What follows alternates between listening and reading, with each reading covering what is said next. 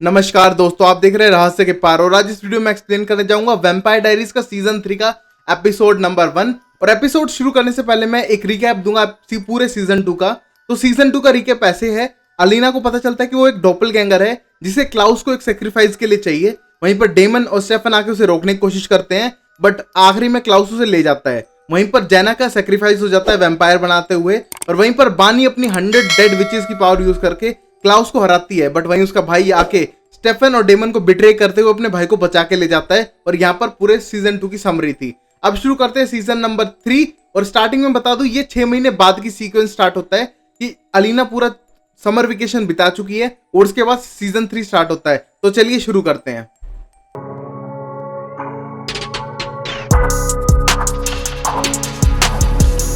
तो गाइस, मैं एक चीज कहना चाहूंगा, प्लीज मुझे इंस्टाग्राम पे फॉलो करो, लिंक इन द डिस्क्रिप्शन है। क्योंकि मैं बहुत सारे नोटिफिकेशन देता रहता हूँ कि कौन सी सीरीज कब आने वाली है, या फिर आपके सजेशंस भी लेता हूँ, तो मैं इंस्टाग्राम से ही लूंगा।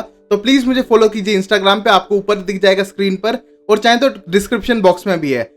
हम पहले सीन देखते हैं टेनेसी का, जो यूएसए की साउथ में पड़ने वाली जगह है। वहां पर हम देखते हैं कि क्लाउस एक लड़की से बात करता है और उससे कहता है कि मेरा फोन खराब हो चुका है और प्लीज मुझे तुम्हारा फोन चाहिए, मुझे किसी से अर्जेंटली बात करनी है, मेरी गाड़ी खराब हो चुकी है। तभी हम देखते हैं वो लड़की कहती है मैं अपनी फोन लेके आती हूँ। क्लाउस बोलता है कि तुम मुझे घर के अंदर इनवाइट नहीं करोगी। तभी लड़की बोलती है हम अनजान लोगों को घर में इनवाइट नहीं करते हैं, बल्कि मैं फोन लेके आती हूँ। पर ये सुनने के बाद क्लाउस को बहुत ज्यादा गुस्सा आता है और वो उस लड़की की गर्दन पकड़ लेता है और कहता है मुझे घर में इन्वाइट करो। और इसके बाद वो घर में इन्वाइट कर लेता है। तभी हम देखते हैं वो लड़की एक और लड़की के साथ घर में रह रही थी जो कुकिंग कर रही थी और कह रही थी कि शायद हमारा डॉग पड़ोसियों के यहाँ भाग गया है और शायद वो कल ही आएगा। तभी क्लाउस घर के अंदर आता है और बोलता है कि मुझे रे सेटन से मिलना है, क्या वो तुम्हारा दोस्त है। तभी वो दूसरी लड़की डर जाती है और कहती है वो तो यहाँ कभी घर पे आता ही नहीं है, वो लगभग बाहर ही रहता है। तभी हम देखते हैं वो कहता है कि तुम झूठ ना बोलो। तभी वो बोलता है कि वो घर पे नहीं होता और दूसरी लड़की डर के भागने लगती है बाहर की तरफ। और अब हम देखते हैं दूसरे गेट पे कोई और नहीं, स्टेफन ही खड़ा था।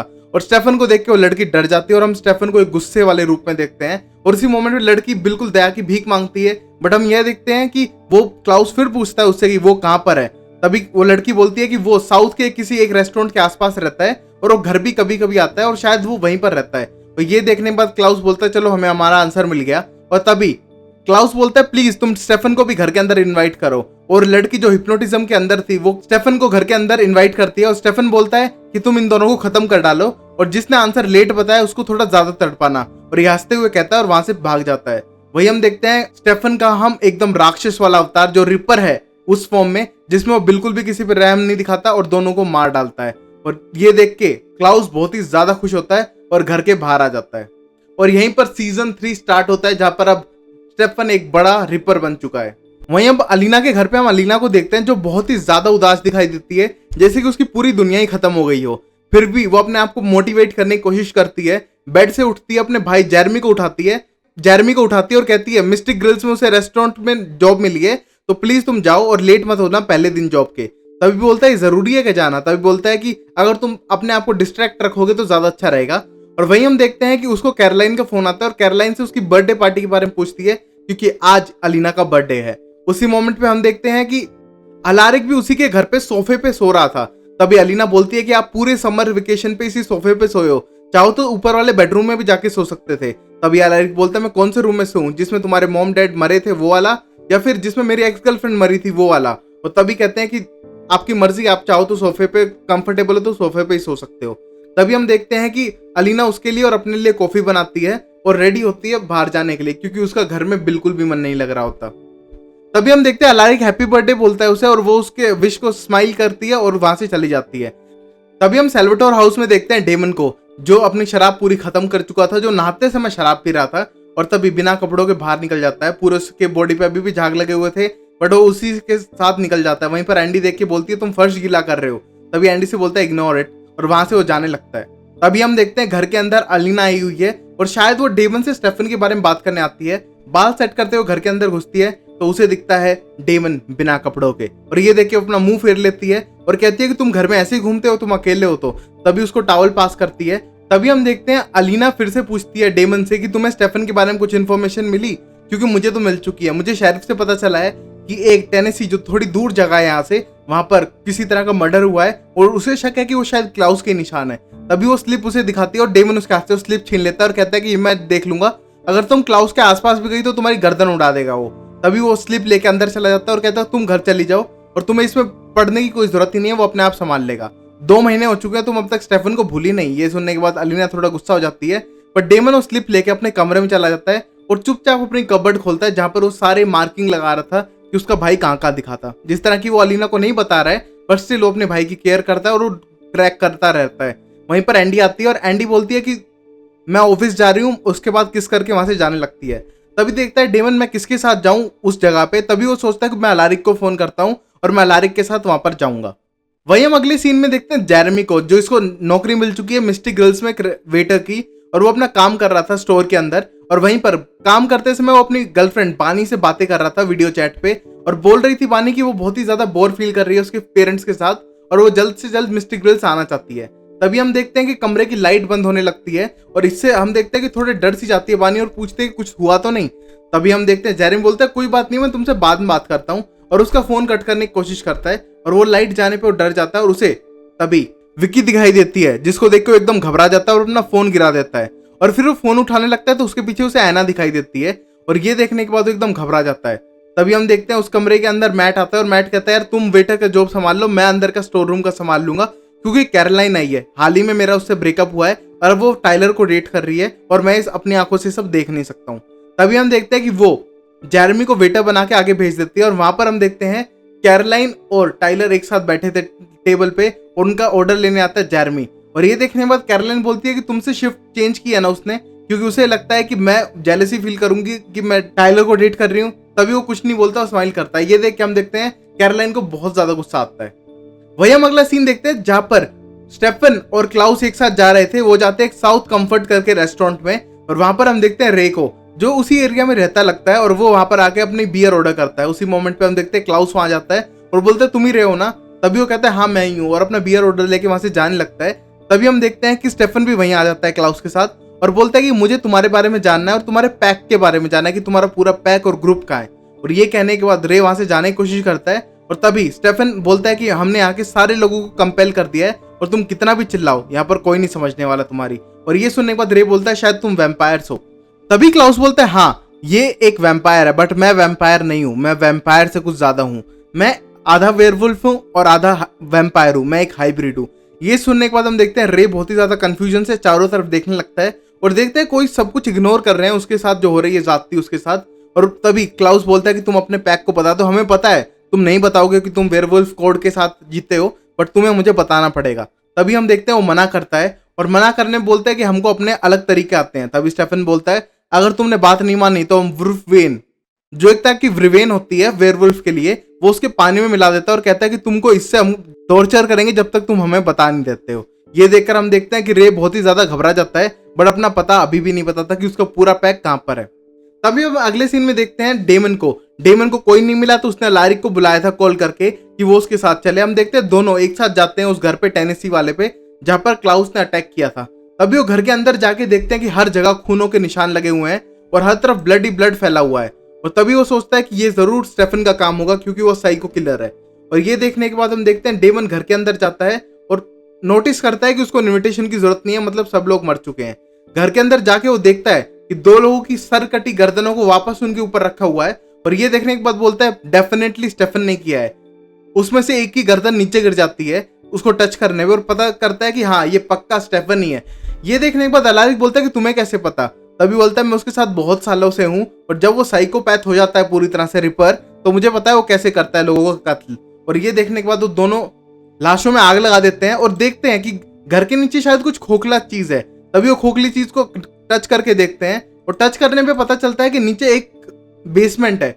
जब वो बेसमेंट को खोलते हैं तो उन्हें पता चलता है कि घर के अंदर एक वेयरवुल्फ को बांधने वाला पूरा इंस्ट्रूमेंट और चेन्स है। ये देख के समझ जाते हैं कि क्लाउस एक वेयरवुल्फ के पीछे पड़ा है और वो उसे ढूंढने यहाँ पर आया था। बट इसके बाद उस पूरे घर में वो आग लगा देते हैं और वहां से चले जाते हैं।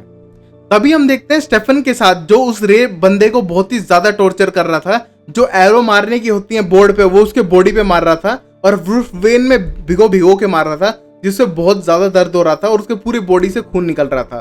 तभी हम देखते हैं क्लाउस के पास एक लड़की आती है और कहती है कि डेमन पीछा कर रहा है हमारा। ये कहने के बाद ये सारी बातें स्टेफन सुन लेता है और स्टेफन क्लाउस से बोलता है कि तुम हैंडल मत करो, मैं खुद जाके हैंडल कर लूंगा और उसे ऐसा समझा के आऊंगा कि फिर वो हमारा पीछा नहीं करेगा।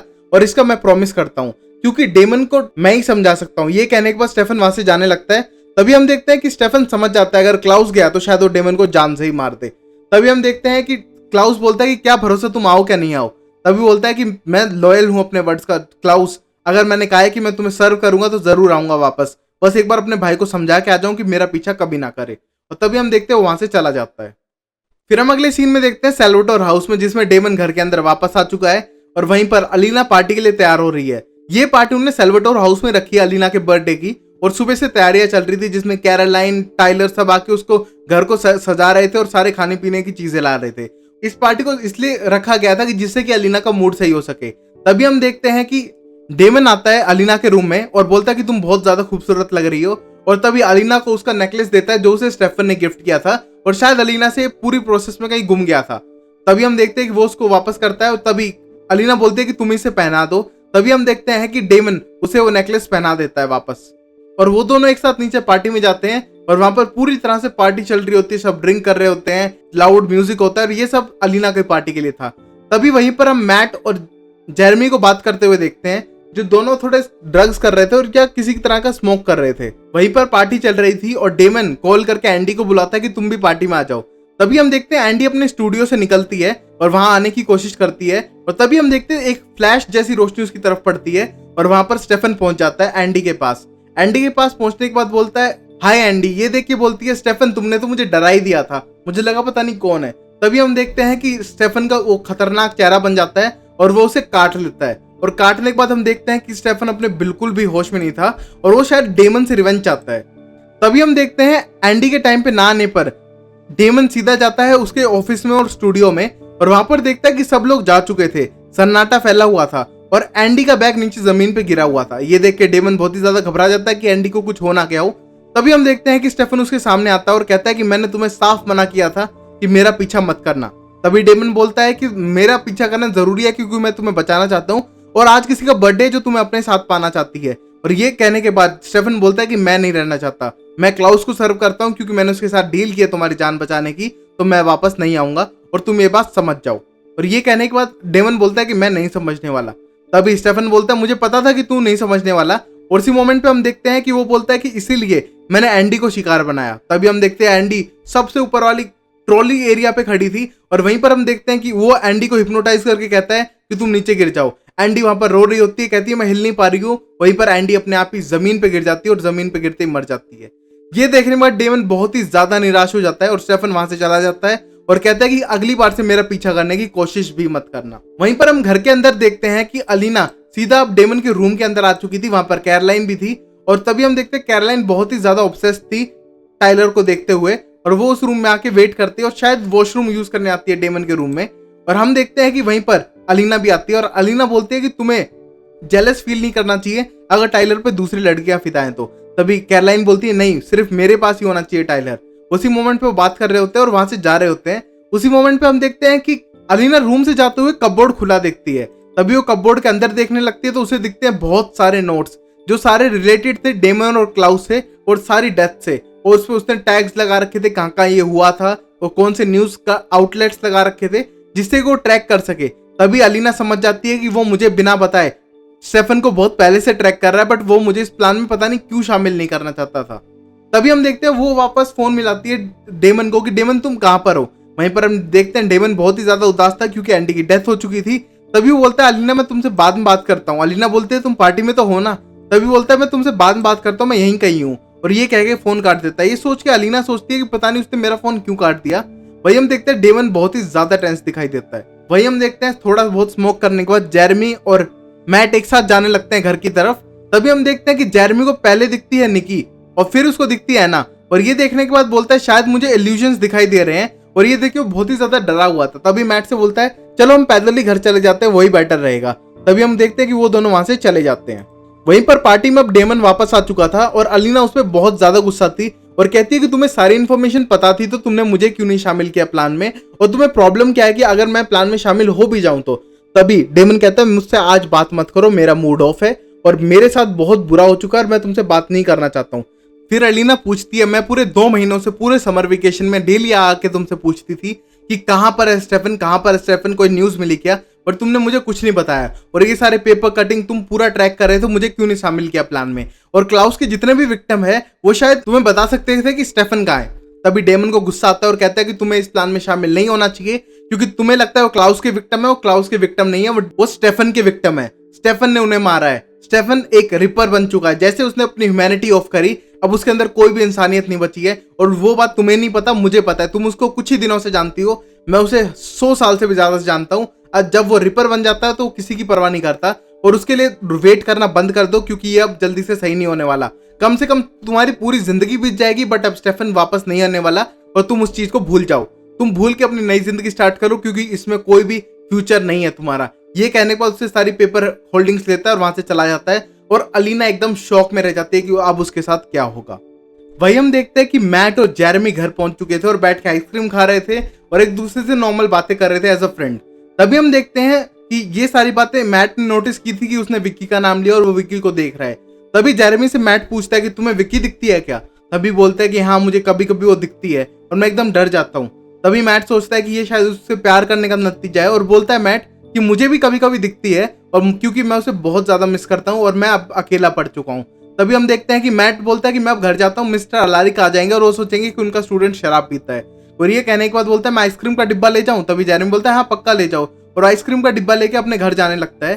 फिर हम अगला सीन देखते हैं रे का। रे एक पूल टेबल पे लेटा रखा था और वहीं पर क्लाउस उससे बोल रहा था कि तुम अपने पैक की लोकेशन मुझे बता दो, वरना मैं तुम्हें मार दूंगा। तभी रे बोलता है कि मैं तुम्हें ये लोकेशन नहीं बता सकता। तभी रे को बोलता है क्लाउस कि मैं तुम्हारे लिए एक अपॉर्चुनिटी लाया हूँ, तुमको एक वेयरवुल्फ से ज्यादा कुछ बनाने की। तभी हम देखते हैं क्लाउस अपना हाथ काटता है और उसको अपना ब्लड पिला देता है, और ब्लड पिलाने के बाद बोलता है कि तुम मुझे बाद में शुक्रिया कहोगे। तभी हम देखते हैं कि वो रे की गर्दन तोड़ देता है और वो सोचता है कि ये हाइब्रिड में बदल जाएगा, पर हमको इसके बारे में अभी कुछ नहीं पता है। तभी हम देखते हैं ये सब देख के वहां पर स्टेफन आता है और स्टेफन को देख के बोलता है हेलो, तुम आ गए। तभी स्टेफन बोलता है कि तुम्हें क्या लगा था कि मैं टाइम पे नहीं आ पाऊंगा? तभी क्लाउस बोलता है कि मुझे पूरा यकीन था, तुम अपने भाई और फैमिली से इतना प्यार करते हो कि तुम उनकी सेफ्टी के लिए जरूर आओगे। तभी हम देखते हैं कि स्टेफन बोलता है नहीं, मुझे उनकी बिल्कुल भी परवाह नहीं है। तभी क्लाउस बोलता है कि तुम झूठ बोल रहे हो, मुझे पता है कि तुम उनकी बहुत ज्यादा परवाह करते हो और तुम अपनी फैमिली से बहुत ज्यादा प्यार करते हो, खासकर अपने भाई से। वहीं हम देखते हैं स्टेफन बहुत ही ज्यादा इमोशनल हो चुका था। अब देखते हैं अलीना के घर पे। अलीना वापस आ चुकी है घर पे। उसी मोमेंट पे देखती है कि अलारिक अपना बैग पैक कर रहा है और वहां से जाने का ट्राई कर रहा है। तभी अलारिक से बोलती है अलीना कि तुम ऐसा क्यों कर रहे हो, प्लीज यहाँ से मत जाओ। तभी बोलता है अलीना आज तुम 18 साल की हो गई हो और प्लीज अब तुम अपने आप झेल सकते हो अपने सारी प्रॉब्लम्स को, क्योंकि अब मैं तुम पे एक गार्डियन बन के नहीं रह सकता, क्योंकि मैं उतना परफेक्ट नहीं हूँ। मैं अल्कोहल पीता हूँ, मेरे में बहुत सारी आदतें हैं और इतना सब मैं देख चुका हूँ, तो मैं अब कंट्रोल नहीं कर पाऊंगा और मैं अब यहाँ से जा रहा हूँ। प्लीज तुम अपने आप को खुद से हैंडल करने की कोशिश करो। और ये कह के वहां से निकल जाता है। वही हम देखते हैं टाइलर को, जो कैरोलाइन के साथ था। पार्टी के बाद वो सीधा आ चुके थे मिस्टर लॉकवुड के मैंशन के अंदर और बहुत ही ज्यादा रोमांटिक हो जाते हैं, बहुत ही ज्यादा सेक्सुअल हो जाते हैं और बहुत ही ज्यादा इंटीमेट हो जाते हैं एक दूसरे के साथ। और एक तरफ वेयरवुल्फ है, एक तरफ वैम्पायर है, तो उनके पास एनर्जी भी 10 गुना ज्यादा होगी नॉर्मल ह्यूमन से, तो उस फॉर्म में वो सेक्सुअली इन्वॉल्व होते हैं। और हम अगले सीन में फिर हम देखते हैं कि वो अपने जो भी कर रहे हैं वो करने दो। हम देखते हैं डेमन अपने घर पे बहुत ही ज्यादा पागल हो चुका है कि अब शायद वो अपने भाई से कभी नहीं मिल पाएगा, और उसकी गर्लफ्रेंड एंडी भी मर चुकी है। वहीं पर स्टेफन भी बहुत ज्यादा परेशान है, क्योंकि वो अपने भाई के साथ ऐसा करके आ चुका है। वो खुश था एंडी के साथ, फिर भी उसको एंडी को मारना पड़ा जस्ट उसको दिखाने के लिए कि वो उनसे नफरत करता है। यहीं पर हम देखते हैं कि स्टेफन बहुत ही ज्यादा इमोशनल था और एक तरह से वो हार्ट ब्रेक हो चुका था और अब वो कंट्रोल नहीं कर पाता और सीधा फोन मिला लेता है अलीना को। वहां हम देखते हैं अलीना अपने घर पे अकेली थी और तभी उसको फोन आता है और फोन उठा के पूछती है हेलो कौन है। तभी वहां पर कोई भी जवाब नहीं देता। तभी वो समझ जाती है कि स्टेफन का कॉल है। तभी वो बोलती है स्टेफन तुम बोल रहे हो क्या? वहां पर स्टेफन रोने से लग जाता है, बट फोन पे कुछ भी रिप्लाई नहीं देता और वो बहुत ही ज्यादा इमोशनल हो जाता है और वहां पर अलीना भी रोने जैसी लग जाती है और वहां पर वो फोन कट कर देता है और यहीं पर दी एंड हो जाता है। अब हम लास्ट सीन में देखते हैं कि अब कैरोलाइन और टाइलर एक साथ थे और टाइलर सो चुका था और ये देखते ही कैरोलाइन अपने घर जाने के लिए निकलती है रात को ही। अब हम देखते हैं टाइलर अपने 8 पैक के साथ वहां पर बेड पे सो रहा है और कैरोलाइन वहां से उठ के चल दी है अपने हील्स को अपने हाथ में लेके जिससे आवाजें ना हो, और वो अपना बैग लेने जाती है और कैरोलाइन देखती है कि पीछे मिस लॉकवुड खड़ी है।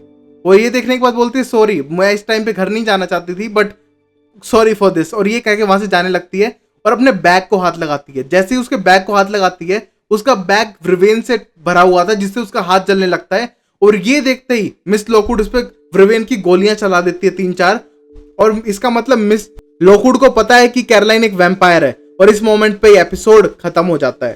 तो I hope you like this episode guys. ये स्टार्टिंग है सीजन 3 की। I hope you like this. और मैं साथ में लाऊंगा stranger things 1-2 episode in between, तो प्लीज उसको भी सपोर्ट करो, देखो भाई। और मैं आपकी सारी सीरीज खत्म करूंगा। Thanks for watching. अच्छा लगे तो लाइक शेयर सब्सक्राइब करो, इंस्टाग्राम पे फॉलो करो और घर पे रहो क्योंकि लॉकडाउन चल रहा है। Take care of yourself guys. और कुछ बनाओ तो इंस्टाग्राम पे भेज देना, और मैं भी खाने की इमेजेस इंस्टाग्राम पे भेजता रहूंगा। तो मिलते हैं अगली वीडियो में। Bye bye, take care and Tata.